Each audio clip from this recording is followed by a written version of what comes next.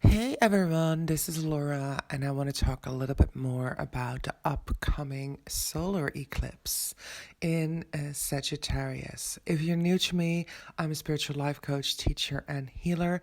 One of the things I do is read the collective energy and what is going on in the world, and I share it with you so you can make sense of the world, of yourself, and the other people in your life.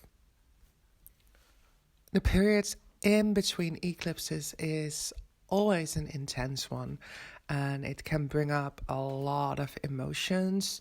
The energy has a certain electricity to it that is like put to the max. So it's very likely that whatever is coming up in your life, you will have knee-jerk responses to it. It can go both ways. It can feel like super liberating and freeing, and you're finally realizing what was going on. And it can also be the other way around. You can have high level emotions. It is much easier to get into conflict during these times because the emotions are rising so high. It's normal as well for old trauma to come up, or thinking about old trauma, but also processing it, working through this. But it's all like dialed up a few notches. And that is the main thing around this phase. So we came from a lunar eclipse in Gemini. So this has been all about communication, all about how we process information. What are we taking in? Are we taking on other people's stories? Are we living other people's stories? Are we aware of who we are and how we bring ourselves forth into the world? And the main thing that you may start to notice now is ideals, your beliefs, your ideals. And that is where we're heading towards in regards to the solar eclipse. So the solar eclipse is starting in Sagittarius. Sagittarius is the sign that relates to higher belief systems, philosophy, teachers. So it has a very spiritual layer to it as well. It is the soul adventurer. It is the travel as well. And even though we currently have the purpose point that the old purpose points, like the old karma, is kind of going through this sign. So it means that a lot of things that we've done in this, we've done in these areas that I just mentioned, they're simply changing.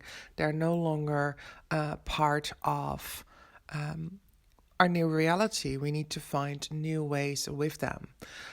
However, since it's also a rebirth, so it's a new beginning, it really makes sense that the vaccinations that we see worldwide in regards to corona are going to affect travel and will start up travel industry again.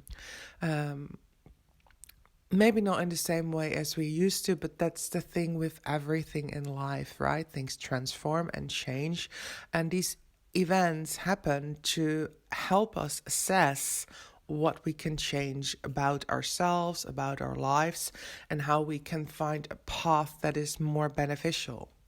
And that is the main thing that is going on. In regards to belief systems, this may mean your personal goals and your personal desires.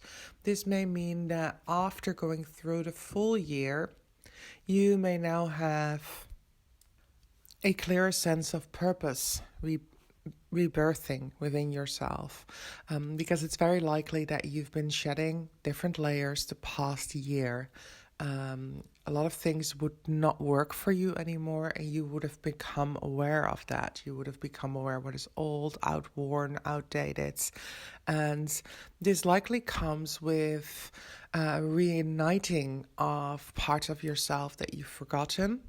And also, it's very likely that this can bring a new direction of focus. Maybe it's very new to you to work with what is meaningful for you, what is purposeful for you.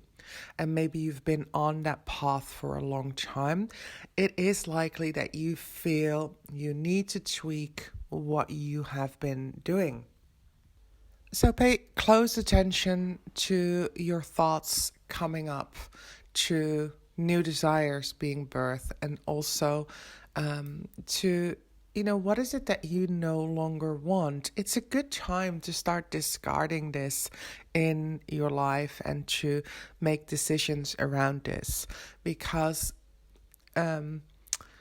Sagittarius, which is related to the planet Jupiter, it can be a very good guide in your own personal life, and you can see what is guiding you, what is fulfilling you, what feels meaningful for you.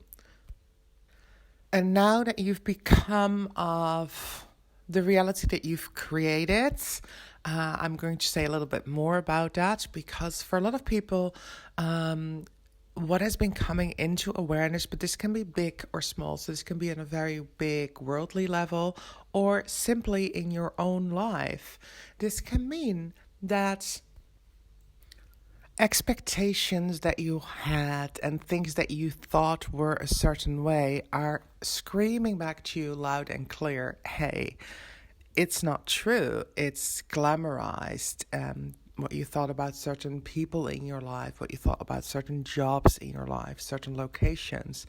Is that actually what it's giving you? How are you dealing with that? And do you want to continue like this? What I'm trying to say, it's very likely there's a very big gap between what you thought something would be and what it actually is. And as a society, we have been giving the opportunity to see that. So this really ties in with the whole year that we had, in which we were asked to slow down. And when you slow down, this is why so many people are also starting to work on their home, because when you slow down, so when you stop and when you stop moving and when you actually look around in the environment that you're in, you're going to notice all the things that you may not have tended to. So just like people in the house maybe seeing like, oh, I need to to paint that wall, or those paintings are no longer working for me. Whatever it is only when we slow down enough, so we stop the movement, that we can go inward and we can start reflecting on what is actually going on, and if what we created is still a match to what is living inside of you, what your desires are. Now, of course, life is always about evolving from one thing in the other. So it's normal that some things get outdated and you don't want to do it anymore. And you decide you're going to focus your attention elsewhere. That is the point we're at right now.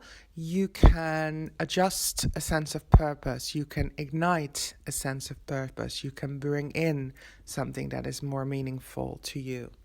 And the cool thing is that in this eclipse, we have, so I'm going to be a little bit technical, but what we have as well, we have Mercury in the mix of the solar eclipse. So in the rebirth, the planet Mercury is in that mix. Mercury rules communication.